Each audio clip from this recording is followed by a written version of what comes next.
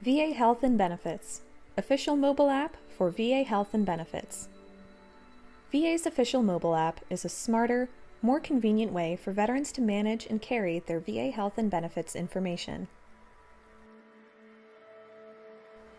One veteran notes, "I went into my local hardware store and logged into my VA mobile app. A quick glance at my phone showed them I was a veteran, and I was able to get the veteran discount without any paperwork. It was easy and convenient."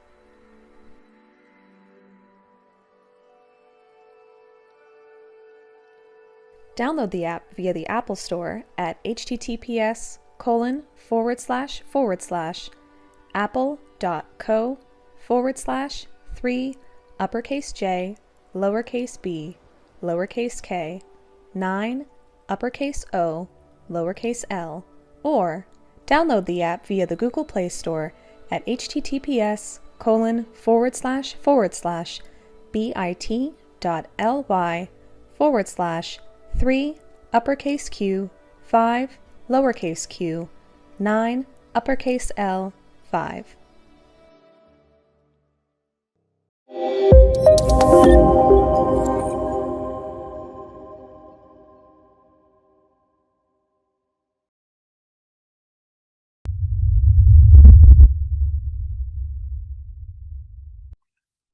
Hello and welcome again to Oscar Mike Radio. My name is Travis. I am the host. Oscar Mike Radio is part of the Hubazoo network. You can find out more on hubazoo.com. I'm so excited, folks. And I'm excited because I have my sponsors, Joyce Asack of Asack Real Estate, Army National Guard veteran Mark Holmes of Reapers Detailing and Power Washing, and my supporters, all veteran-owned businesses, Semper Savage, Bottom Gun Coffee, and Caisson Shaving Company. And I can't tell you how excited I am. A lot of firsts in this show, and we'll get to it. We have a Marine Corps veteran, another Marine Corps veteran. I'm a Marine, so this is all good. She laid down a challenge and I accepted, so that's all good. So without any further ado, I want to welcome Marine Corps veteran Tina McCollough from Ernie's Bakery in Colorado. Tina, welcome to Oscar Mike Radio. Thank you very much, Travis, and thank you for welcoming me to Oscar Mike Radio. I'm really excited to be here, and it's all veteran-based and veteran-backed, and that's really exciting to me. And I'm excited to talk about my bakery and how I'm involved with the veterans up here in the Rocky Mountains. Oh, it's going to be epic. And so we are both Marines, Semper Fidelis. Semper Fi. Semper Fi, do or die, hey diddle diddle, straight up the middle. Tell me about your Marine Corps experience. My Marine Corps experience, I'm happy to say, was rather unique. Okay. I went to a very small high school in Washington State, and the only military that came on career day were the Marines. And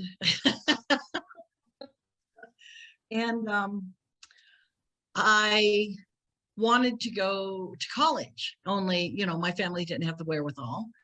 And even though this was 1977, what I wasn't aware of, even though they started to talk to me around, the spring of 77, maybe late winter, I signed right after I graduated. And then in 77, what I didn't realize is that I signed about 60 days after Congress had cut off the GI Bill. And, this was post-Vietnam. Right. So the country was angry, and of the politicians, followed suit instead of having a backbone and standing for the veterans. They cut off the GI Bill. So as of June 15th, 1977 to August 15th, 1991, with a few exceptions of some really poor, minute, supposedly help you with your education programs, there's no GI Bill for an entire generation and a half of veterans. And I'm in that, and I'm in that generation. I literally signed about 60 days after the GI Bill was discontinued by our Congress. You know, this is something that just shows me how little I actually know, because I never knew that there was ever a pause on that program. This is okay. Oh, big pause. Matter of fact, well, let's go on. We'll talk about that after I kind of brief you on Okay. but don't get me wrong. I signed on the dotted line. I signed that check. And I do it again without hesitation. So, I loved my time in the Corps. It was not, it was an interesting time for a woman to be in the Corps. Let me say that. And you know what? That's okay too, because I had some of the most amazing experiences and met some of the most amazing people I've ever met in my life. And my fellow Marines, and yes, 99.5 of them were male, were frigging amazing. And I would do it again. But anyway, so I ended up being on a delayed program to get in, because at that time, in the late 1970s, they had, apparently, I was told that it was funnier than heck if you think about it now, looking back, they had a quota for one woman a year. Now, that wasn't per recruiting office, that was per recruiting district. So you were really elite, Tina. But what's so funny is I signed and I thought, okay, you know, everyone else I knew that had signed to be military, they were, you know, of course, everyone else I knew was, of course, you know, a young man, and they were all gone. And I'm still waiting and I'm waiting. I don't get to go to boot camp or get shipped off until Christmas Eve, 1978. Because it's a good thing I graduated high school early, or else, you know, I would have been like getting ready to, but it was, and we had the same basic training at that time that the men went through. We were just completely segregated. Okay. And we did 12 weeks, you know, we did the regular Marine Corps training, and there was a period of time where that changed for young women, and they went through a different type of training and it was shortened, which I think was a huge mistake. Can I say huge mistake? Because if you're a Marine, you're a Marine, and you need to go through the Marine training. And I don't believe in any way, shape, or form, minus health concerns, that training should be different. You know, but if I may, sure, you're in the minority. Like you know, I've had, you know, current Marine officers, female enlisted, tell me that there must be different training for the women Marines and the male Marines. Well, the reason I say, and I don't mean, you know, everything must be the same weight and what, you know, when you're doing physical training and when you're doing rucksack training or, you know, anything like that, when you're out in the field, you know, you do have, there was times I carried a pack that was almost as heavy as me because of the type of job that I had, because I had special equipment I had to handle and stuff like that. But I was small. I was 5'3", and you poor, oh my God. And I was a former gymnast, and I'd been an athlete my whole life. In fact, I was a competitive athlete till I was 50 years old. But if it comes to, like, I agreed with the difference in the times, like the running times, and those type of things. But, and I was always on the fence about the pull-ups, you know, the arm hang. It was so funny because a lot of my friends, almost all of them male, of course, in the Marines, I used to tell them, hey, you know, I can hang for 2 minutes. Can you, you know, try it? And you'd be surprised. They could not do it. So it was like, but I could do pull-ups. But so what was your MOS? What was your MOS? It changed a lot. I was kind of an experiment. So anyway, I went through basic, and all through boot camp, I kept having to march on the yellow line on the side of the road. You know, first it was a bunch of us, and it kept whittling down back to the testing center at Paris Island, right? And pretty soon, it's 2 weeks before graduation, and I'm marching on the yellow line all by myself to the testing center. And I get tested again in this big room. Of course, everything's, you know, paper-based then. You're talking 1979 by this time. And I took it again, and you know, the ASVAB can be changed up, you know, the questions can be changed up. There's probably 4 or 5 copies or different kinds of things. It's funny because in my later life, I kind of worked on tests like that in organizational psychology and development. And that's another story. But, and I couldn't figure out why I kept being tested. It was just odd. So after about a few more days went by, and I got called in and to the DI hut, and Staff Sergeant Harvell, our senior DI head, and was there with the colonel, and God help me, I just forgot her name, but she ended up being like the first woman general, Marine Corps general. Okay. Help me out. I can see her face clear as day. Yeah, it's escaping me. Yeah, but and we got called in there, and the colonel was there, and then there was a captain who had done part of our induction days, and they were all sitting there, and you know, you're in there and you're all standing at attention, you know, remember not to lock your knees, you don't want to go face first. But and they explained to me that, you know, they said, you're probably wondering why you had to take tests so many times, and this, that, and the other. And of course you say, yes, the private is wondering, you know, because you can't say regular language, right? So funny looking back on it. You can't even say that can't even talk like that now. But, and they explained to me that they thought I had been cheating because I was getting these really, really high scores. And so they just wanted to make sure that it was repeatable. And it was, you know, and I apparently scored very high. And, you know, they were like, kind of like what this girl doing in the Marine Corps. Anyway, so they were just opening up a brand new, and computers were really at their, you know, I mean, you had UNIVAC systems that filled full rooms, huge rooms, and that's basically the laptop in front of you right now, right? Right.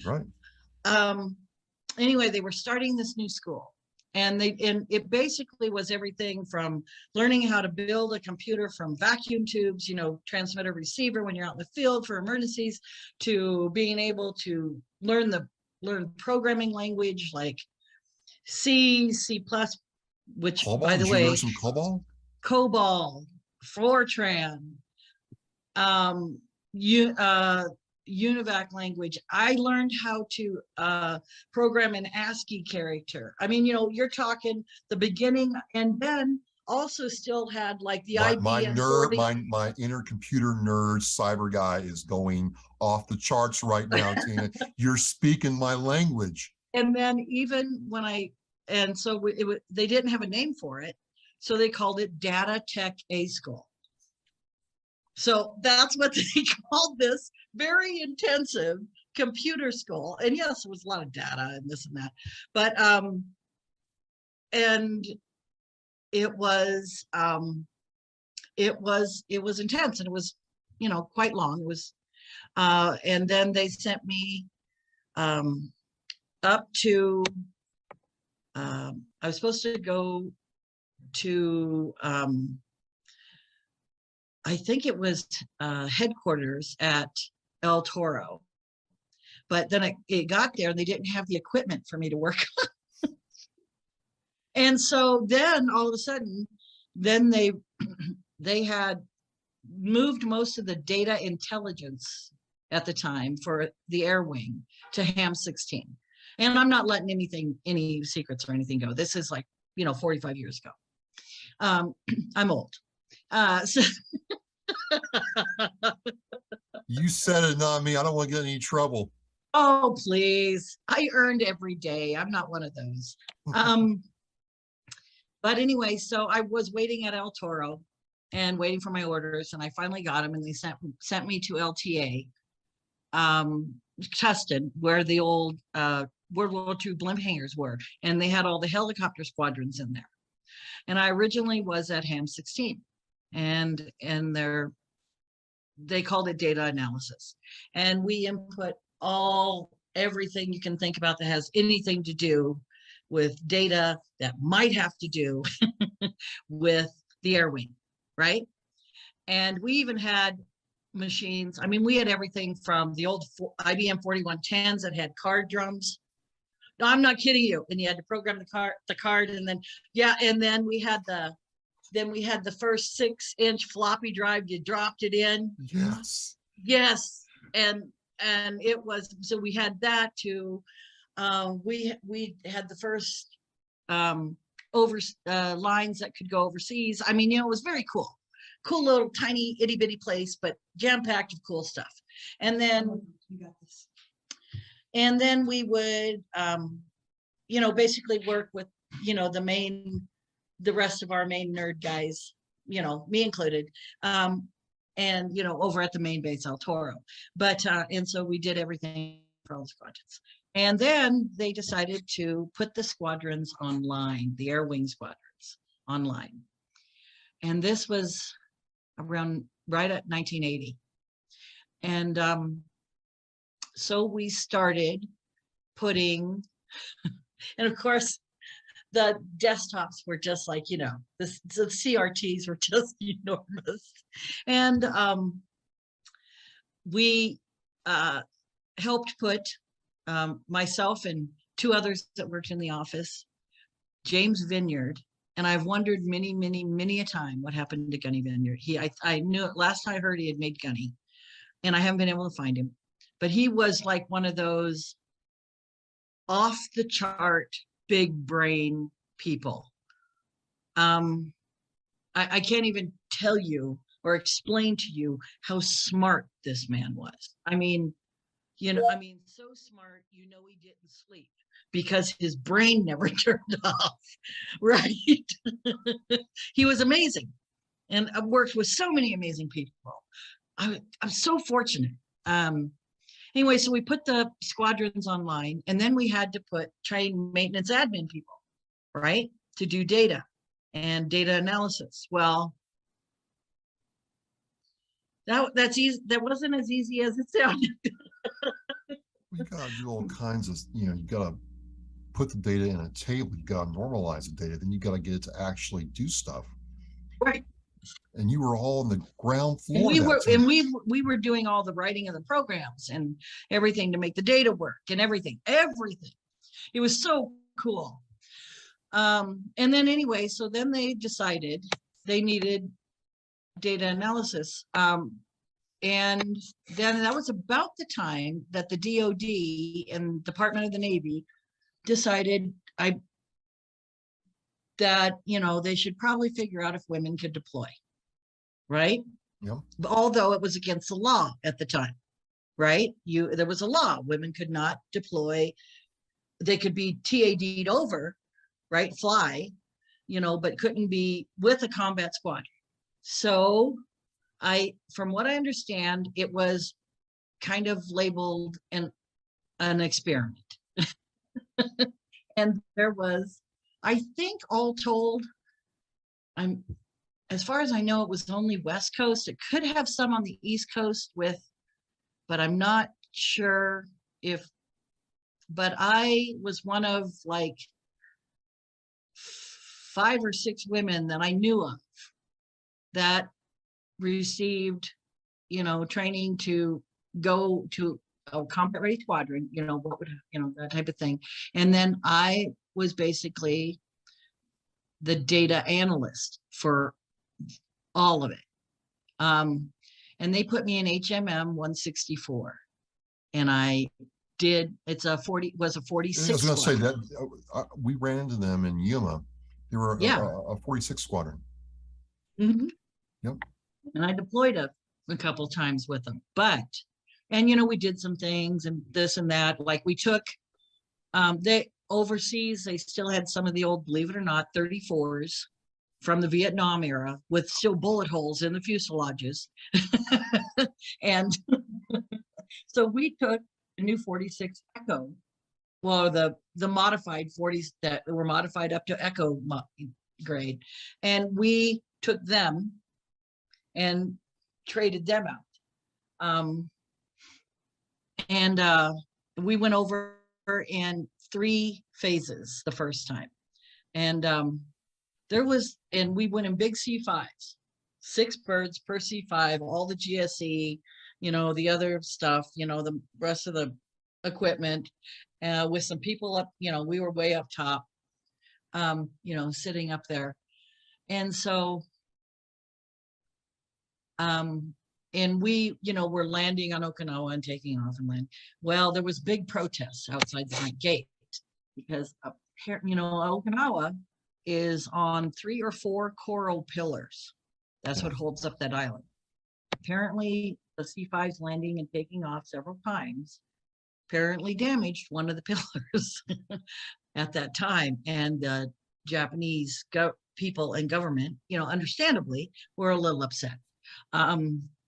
So that was a very interesting time. They were protesting outside the gates and everything, and we were there.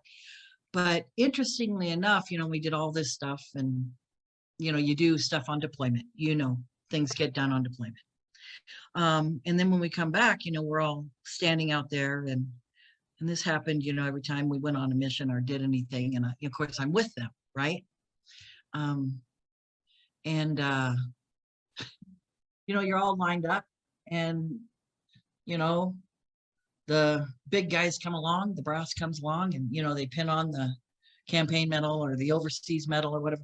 I never got any of those. I never was allowed to be given any of those because I technically was not there. I wasn't experienced. And so, interestingly enough, all it says in my record book is TAD HMM 164. Nothing else for all the time I was there. And interestingly enough, I have been denied 3 times entrance into the VFW because I cannot prove that I ever went overseas. Because, so I've been denied to entrance into now, interestingly enough, they said I can join the women's auxiliary. I don't think so. No, not if you went overseas. That's why I can't join the VFW, is even though I didn't serve in combat, I didn't go overseas. They're like, it's not happening. I'm like, okay, that's fine. But you did. Yeah, I did. So that was, and that was wonderful, just fabulous.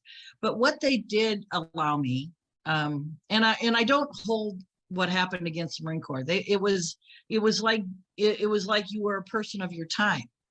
You know what I'm saying? That's the way the times were.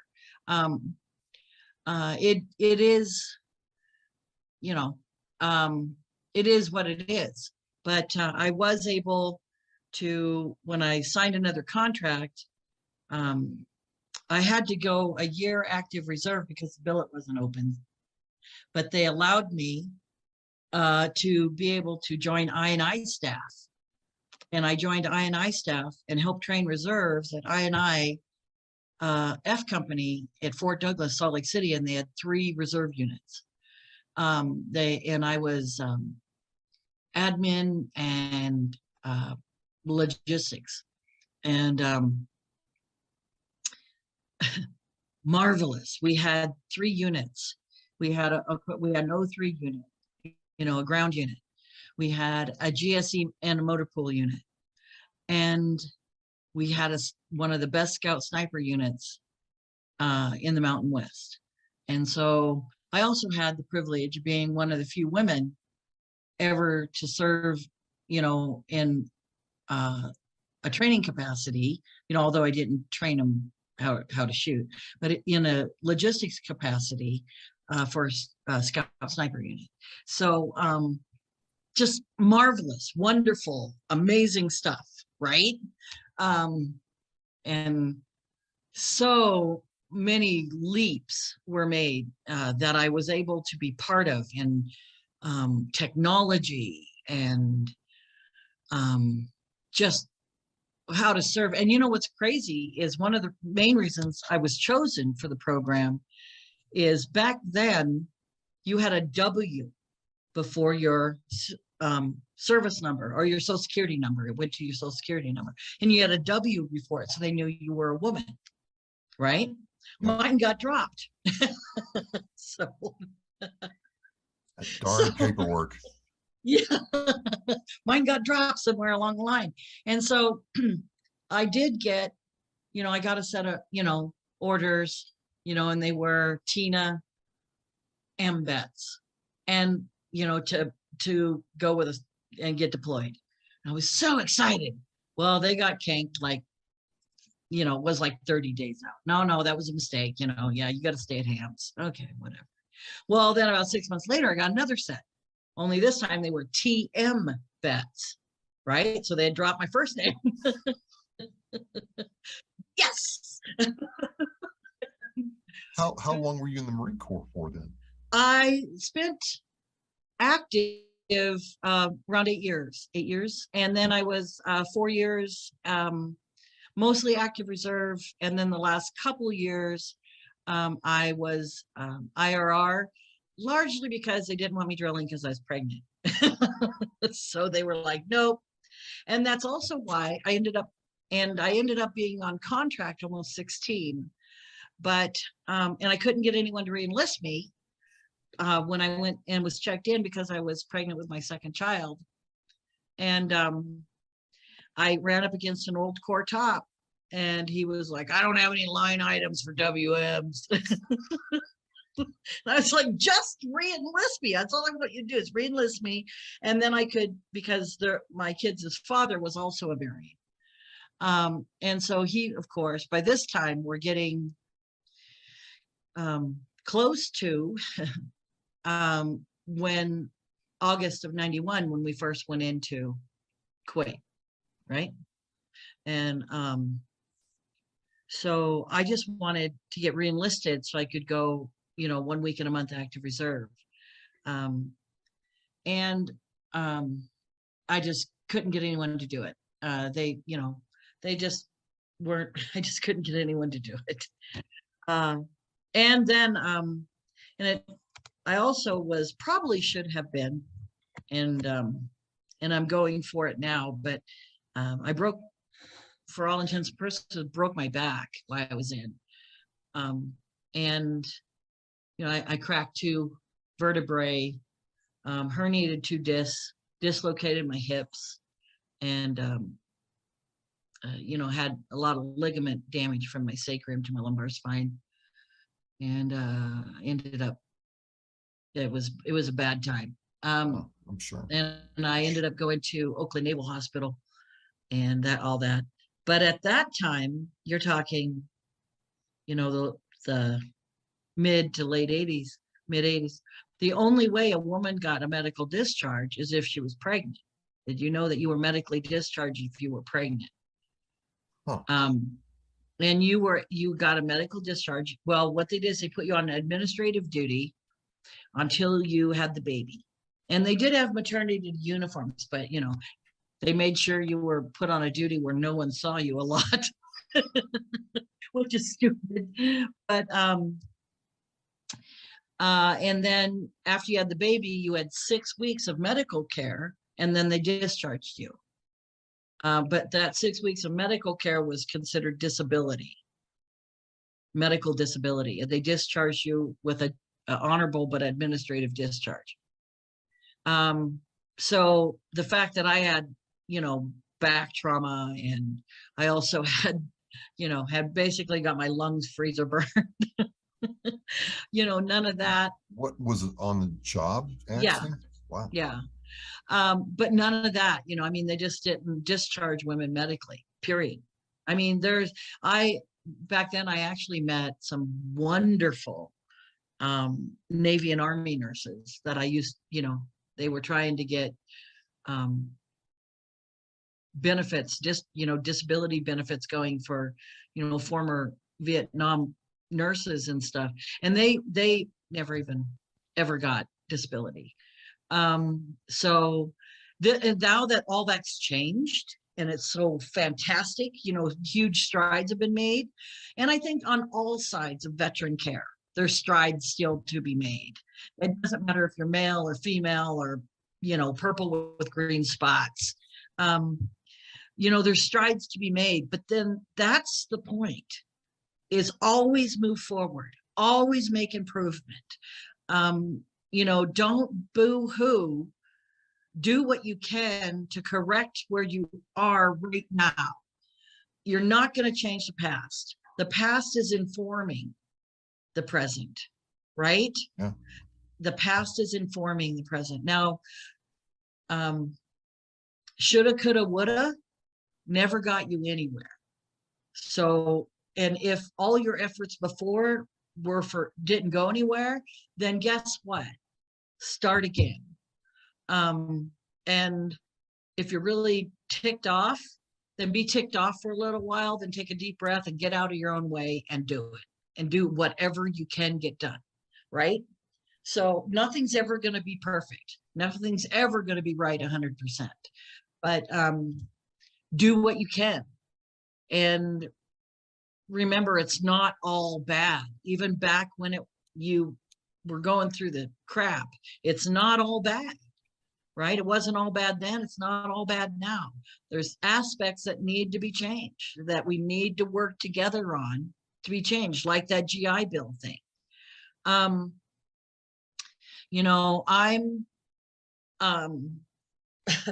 probably $150,000 still in debt from all my degrees.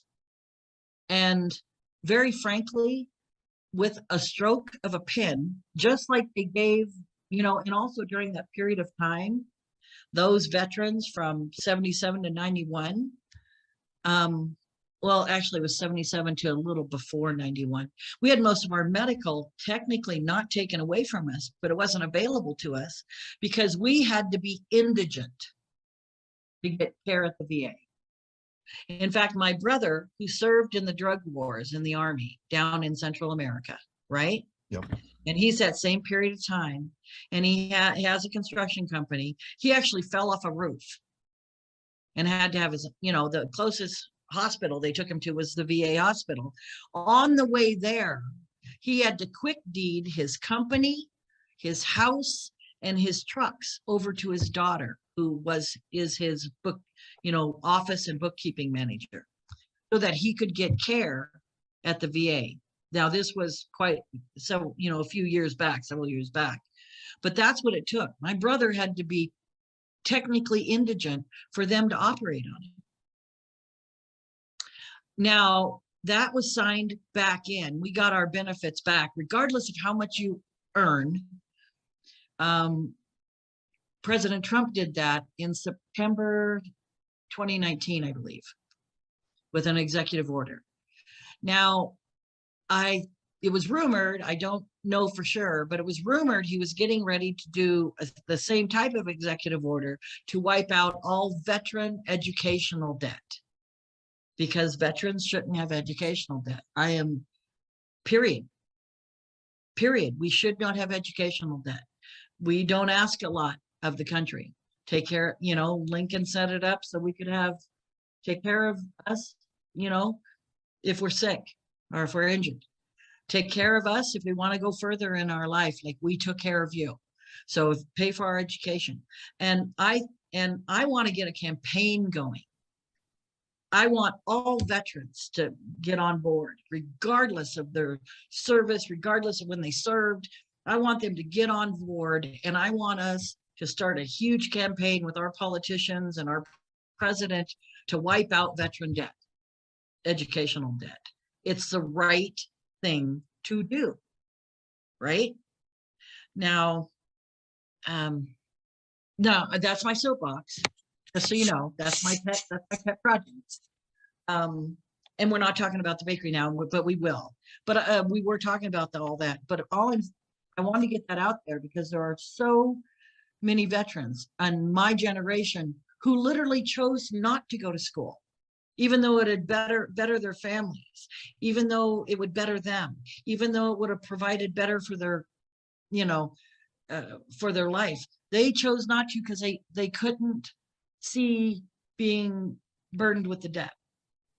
And what's crazy is in my case, you know, I paid for, you know, I paid and paid and paid student loans for, you know, 10 plus years, you know, longer. And I paid off all the original amounts. Everything I owe is interest. And it's like, honestly, really, let it go. And I just, you know, I just don't think it's right. Even now, you know, I hear about some saying, you know, there's special programs for education for the vets. But I even hear about some vets still taking out ed loans. And I'm like, wrong. These guys went over in the sand and wrong. You know, no one should have to do that. And yeah, so that's my soapbox, Travis. So there you go. If you're going to join in with me, I'd love that. Well, I definitely want to put to the veteran community. I think a lot of us think about, you know, certain situations. It's like, well, you know, again, we're not asking for a lot. We can take the education that we're getting, and you're going to get that back in the Right. value we provide. It's a very interesting thing in general. I mean, you know, my GI Bill ran out, and you know, I didn't use all of it, but I'm like, darn, you know, I did pay into that. So it's interesting, and I'd like to put this out there to other veterans watching this. What do you think? You know, let's get a group together and talk about this. So certainly bring this up as a topic. So you do all this cool technical stuff, and make no mistake, ladies and gentlemen, it is some cool stuff. I'm like, you know, because I learned on a TI-99 4A, you know, IBM PC. Oh, wow. Yeah, that's where I got my start in basic and stuff like that. So you got to work on like the real cool old stuff that we just heard about. It was legend. And you do all this, and you serve in this capacity in the Marine Corps, and you transitioned out. How do you go from computers to baking? Well, actually, I was raised in the catering and restaurant business. Okay. My mama was Ernie. Her name was Ernestine. And that's where it comes from. Yes. And okay. Everyone called her Ernie. My pépère was Ernie. His name was Ernest. I come from a big family of French farmers. And my mama was literally God's gift to food. Anything to do with food. It didn't matter if it was baking, cooking, braising, preserving, smoking. I mean, everything, you know. And she ended up starting a catering business, and we had a restaurant and stuff, but she ended up starting being catering, and we catered all over Washington, Oregon, everywhere. And it just was, everyone knew Ernie's Catering, you know. We did everything, like thousands of weddings and conventions, and I can't even tell you. I mean, I did my first full-on catering event where I headed up all the cooking and preparation and the crew and everything. I was 15, you know, so you worked in my family, you know, you worked. You just, no one was on the sidelines, you know. And when babies started joining the fray, you know, literally they sat in high chairs in the kitchen, and they were like taste testers. It was awesome. So you get out of the Marine Corps, and what caused you to say, you know, I'm going to open this bakery? And this is, so ladies and gentlemen, I'm getting this message over the Facebook group, Veterans Referring Veterans, and Tina reaches out to me, and we start talking. It's how we got, you know, connected. But I'm like, how does a Marine go from the Marine Corps to starting a business like this? Well, actually, when I first got out of the service, I leaned heavily on my IT background, and I started working in IT positions, and just small positions, because there, it still was in its infancy a bit when I got out. I mean, it was starting to really get along with things back in I'm thinking 87, first time I got out. And then of course, then I went in again. And then when and so I started leaning heavy on my IT experience, and I got, help desk jobs, and then I got, analyst jobs. And then I started getting really into the organizational development side of the IT world. And I started walking the line. I realized I had a real skill and talent, and I developed this in the Marine Corps, working with, the officers and the general staff and the guys on the flight line and the GSE, and then the admin guys, they all talk a different language. And I was in the middle with being able to say, who was full mission capable, who was partial mission capable, who was going to be cannibalized. I mean, that kind of thing. So I had to learn how to walk the line between everybody and speak everybody's language, basically work language. And then, especially in HMM 164, I started creating kind of a common language, about things, so people could understand where they were in certain projects, certain birds. And then, so I took that skill, and with organizational development, I went back to college. I did some college in the Marine Corps, between deployments and missions and stuff like that. And then I took that skill, and by this time, of course, I have a small family, young children, and I started walking the line in organizational development and bringing together the sides of sales, IT, everything from warehousing, distribution,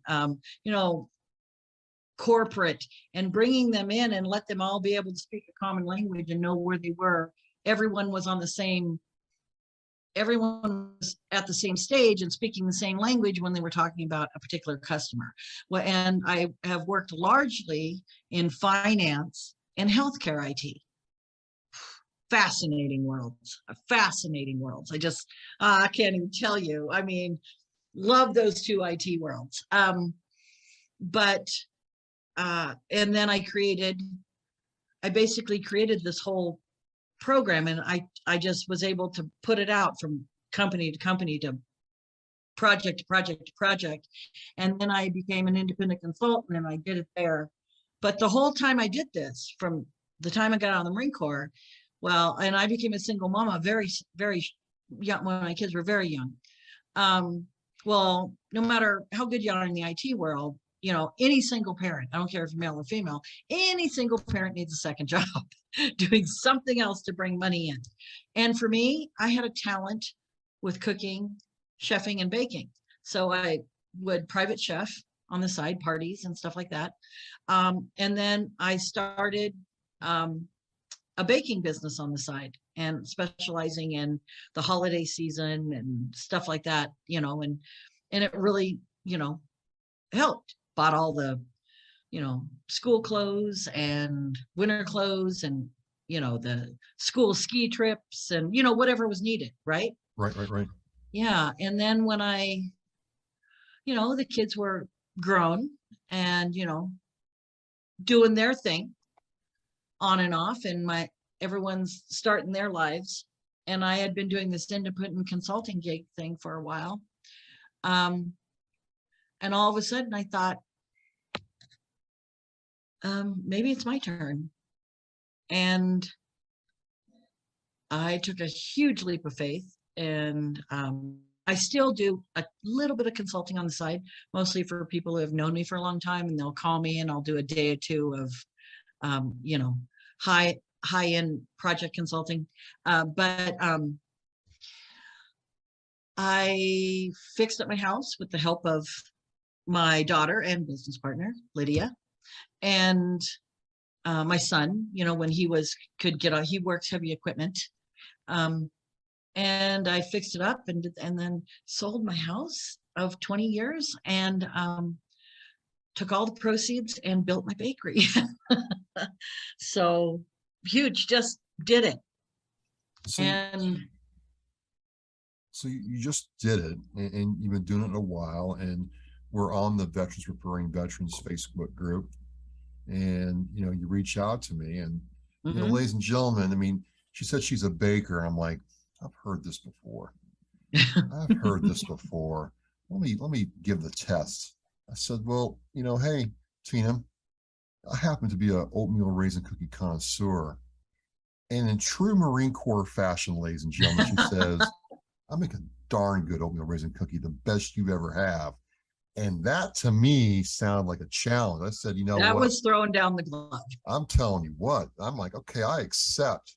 And so we worked it out. And first of all, before we get into the real like special part of this show, where are you in Colorado, and what's that location like for your store? I am technically, my address is Conifer, Colorado. I'm on US Highway 285. And I'm just above actually Conifer proper. I'm pretty well into the Rocky Mountains. Okay. It's a great location. It is, you know, it's kind of a mountain strip mall. If you can, you know, it has a big antique mall. It has a come and go. It has a liquor store. Got to have a liquor store if you're in the middle of the mountains. I'm saying, what if it snows? And it does snow about 9 months a year. So, but I'm up in the Rocky Mountains, and I've been in Colorado since, oh geez, 1997, 98. My kids are basically natives, and I love the Rockies, man. I love the Rocky Mountains. Highway 285 is what we often call the local side to go up to the ski resorts and stuff. The other side going through, you can go through gullies and passes, that hits you to 70, or if you're to hit 70, you can hit the parking lot and go up to the ski resorts, plan an extra day to drive. But yeah, it's beautiful. I mean, it's the Rocky Mountains, you know? All right, so life's a mountain, not a beach. I'm a mountain guy myself. So she's like, I will make you an oatmeal raisin cookie that you won't forget, or it's going to be the best you ever had. And I'm like, okay, because I've had some darn good ones. Like I've had some women who really have their cookie game dialed in. I'm a connoisseur. That's something. You know, I haven't met a cookie I didn't like. There's a couple I don't like, but give me an oatmeal raisin versus chocolate chip or sugar cookie or peanut butter. There's something about the contrast of the raisin with the oats, with everything mixed in, and these have body. So here's what we came up with. She made me 6 cookies and told me, hey, these things are big. I'm like, yeah, right, I've heard this before. And we said, you know what, I'm going to have one, and I have one right here. And I said, we'll get on, we'll tell your story. And at the end of this, for the first time ever live, usually I get products from veteran-owned businesses, and I try them out. I read the book, I listen to the music, and then do a review. We're doing this all like right now. Right now. And I'm up. And I've been selling this cookie the entire time we have been talking, Tina. It has been like, oh my God, let's get to the good stuff. But you weren't kidding. Now, I want to show people this. This isn't, oh, yeah, there we go. This isn't like an Oreo cookie or, you know, one of those store-bought jobs that are really thin. This has to be, hang on, I got a ruler right here. Look at this. This thing, Tina, this cookie is an inch thick. Yes. And it's What, 5? It is 4 3/4 inches in diameter. This is one of the smaller ones. This, folks, is legit.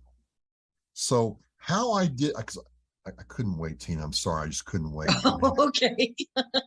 What I did is I broke off the outer part of this, right? And I ate the outer part first. And now look at this, folks. Now I'm a connoisseur. Now this thing has heft. It has weight. It has truly 3 dimensions. Like I can see the oats inside this thing. And I'm like, okay, I'm getting excited. And so then I took a bite. Oh my God. It wasn't hard like a hockey puck. You know, some people like to get their cookies like hard. This wasn't it. And the raisins are so plump. How'd you plump the raisins, Tina? I'm not gonna tell you that. There's 2 kinds of raisins in there. That's one thing. You have golden currants, and then you do have the traditional sun-dried raisin, but I do something special with them. So you look like you're gonna cry. Let me say with authority, folks, wow. It's a good thing I don't live in your zip code. I'd be the size of a house. I'm not a small guy anyway.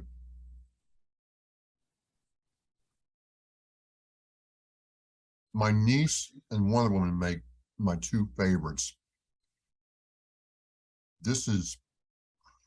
Well, you can't go against your niece. You have family to keep happy. No. You got to earn it with me, Tina. You got to earn it. Okay, I got you. And she's younger, so you have the benefit of experience that she does not have.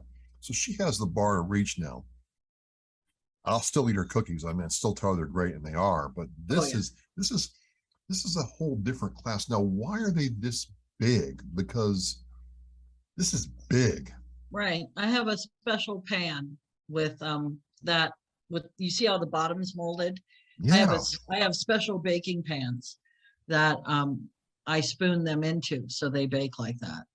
And all my cookies are that big unless I'm making them, like, for example, I'm making last year I did it, and I'll do it again this year for the Mountain Resource Center. They feed a lot of people. They have an amazing food bank and food program there, and I work a lot with them. I'm cooking the veterans a huge meal on November 10th for Veterans Day. They're going to come in a day early, and their families. But last year, and I'll do it again this year, like sugar cookies. That's like Christmas shaped cookies, but you cut out. And those are the exception for the size, because they need to be the right size for little ones to do the frosting kits and the sprinkles and everything like that.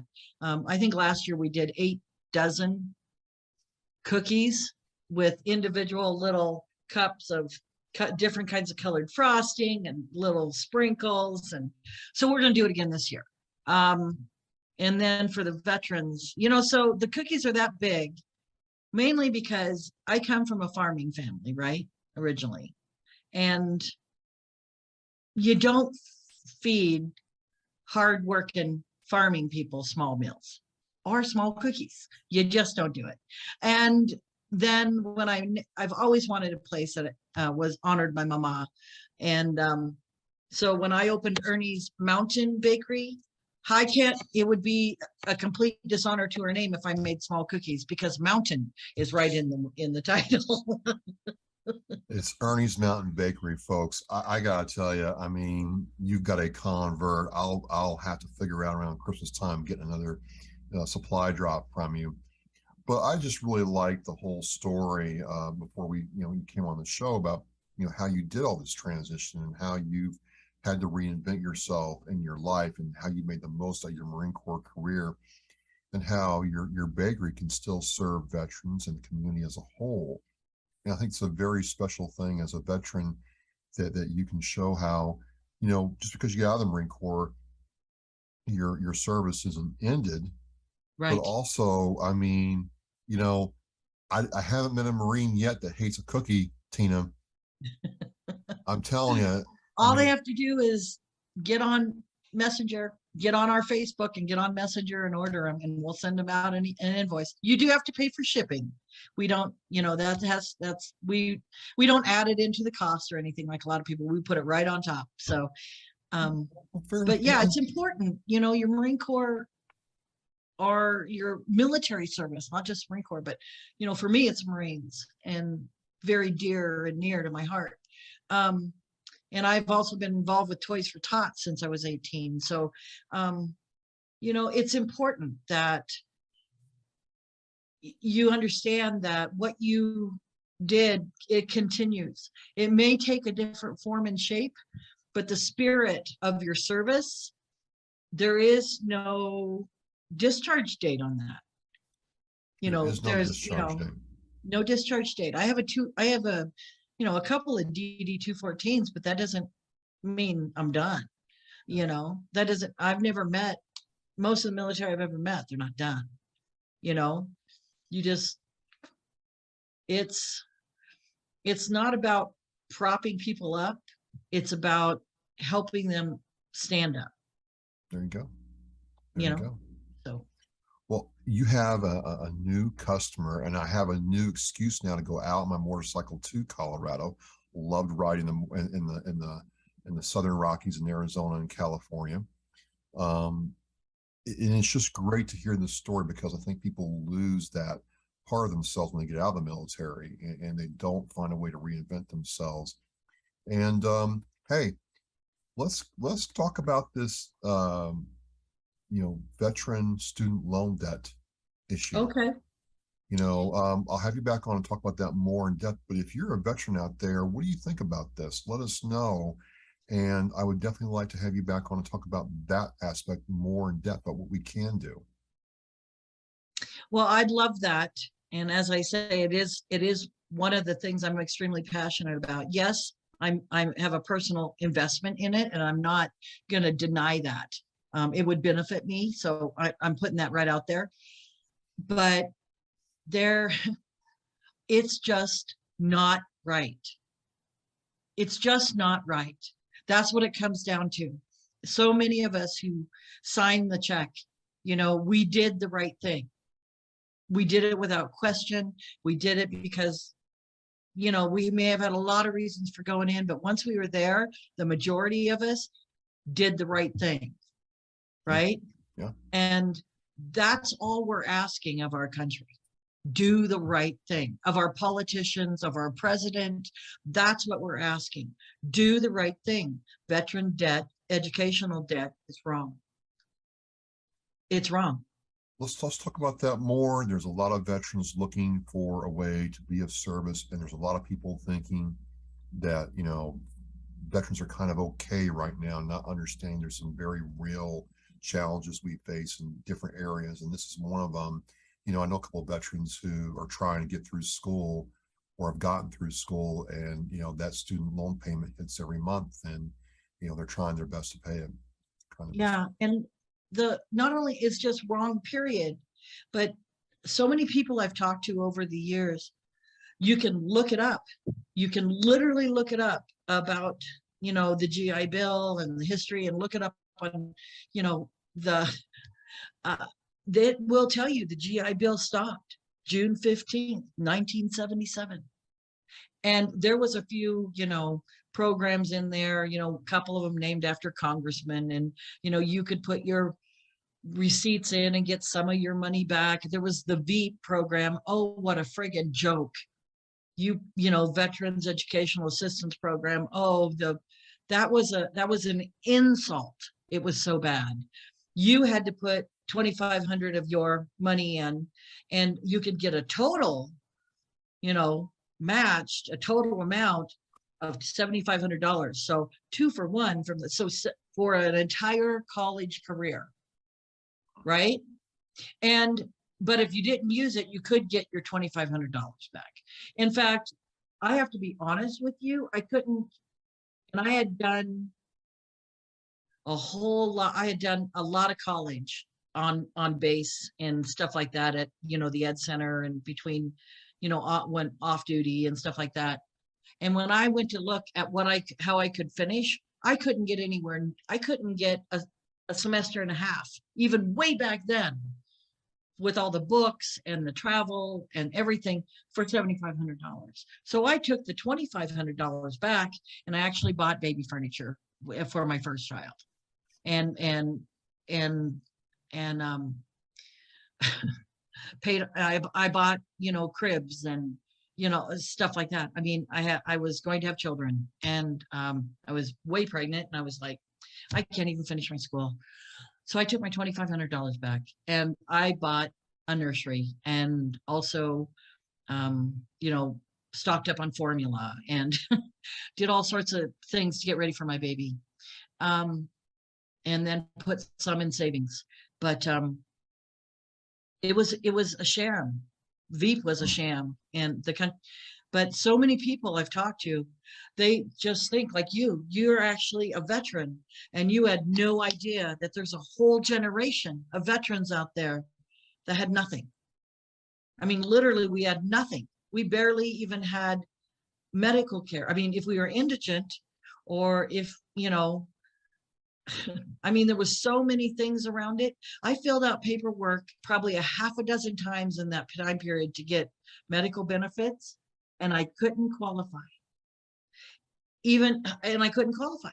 And I was like, are you kidding me? I didn't and I stopped doing it. I just forgot about it and paid for everything myself, made sure I always had a job with insurance until September 2019. When President Trump signed an executive bill. And if I'm a little off on the dates and the time, I apologize to the listeners and to anyone watching. But, something has to be done. And education is the least of what we owe our veterans. Well, I just want to thank you for coming on and sharing your story. And I am always reminded how much I don't know, and I learned a whole lot today. I'm getting more cookies one way or the other. We're going to make that happen. Yeah. Absolutely. Don't forget to get on the Facebook with Ernie's Mountain Bakery and Cafe and follow us. And I'd love to have as many vets on there following as possible. There are some things, of course, I can't ship out, but there's a whole lot of things that can be shipped out. Like I make my own French truffle chocolate from scratch, and I make beautiful fudge and just gorgeous things. So if you're anywhere in Colorado, take a Sunday drive. And by the way, every Sunday I make my sausage from scratch, and I make sausage, gravy, and Southern butter biscuits. And yes, we do gluten-free biscuits also. So, and I sell that sausage gravy too. And it is the best thing besides those cookies you just ate. And I do chicken pot pies and beef pot pies and lamb stew pot pies and shepherd's pie. I mean, I do frozen take and bake. You're speaking perfect Travis right now, Tina. We're going to get ourselves out to Colorado. Life's a mountain. Get to know Ernie's Mountain Bakery and Cafe. I would just love for so many of my fellow veterans, just, if there's a bread from your childhood. I mean, I've made bread for people from all over the world, that have come, and there was a gentleman I met, and his son and daughter-in-law lived here. He was the last of his family in Finland. He was an elder, and he came, and all he wanted for the holidays was limpa and pula bread, their Finnish specialty breads. And I looked up and studied how to do it, did a couple of runs on it, to make sure I could do it. And I made him that bread, and he told me it was the best bread he's had since his grandma made it. So, that makes it worth it right there. So if there's something from your childhood you're looking for, or just something you see that is just makes your mouth water, just let us know. Well, I will have the show post. I will have the link to Ernie's Mountain Bakery and the Oscar Mike Radio show post. I'm going to send out a big Facebook blast to have people like your page and follow along. And Tina, I want to thank you for coming on and sharing with me and having a little fun too. And I've learned a whole lot today. Thank you so much. Thank you so much for inviting me on. This was such a treasure, and I'm so glad that you picked up that gauntlet and we got those cookies made. This is thrilling. The best part about it. So, as we say in Oscar Mike Radio, we are mission flight. I'm with Tina McCollough, owner of Ernie's Mountain Bakery. Go check it out. I'm going to finish my cookie and then get editing this show. This has been fantastic. Tina, thank you. I look forward to talking with you again. Thank you very much. Goodbye. I want to thank you for joining me and watching Oscar Mike Radio. Now go to OscarMikeRadio.com and click shop to check out all the cool merchandise from Authentically American. All proceeds go to veteran service organizations. We are mission in flight.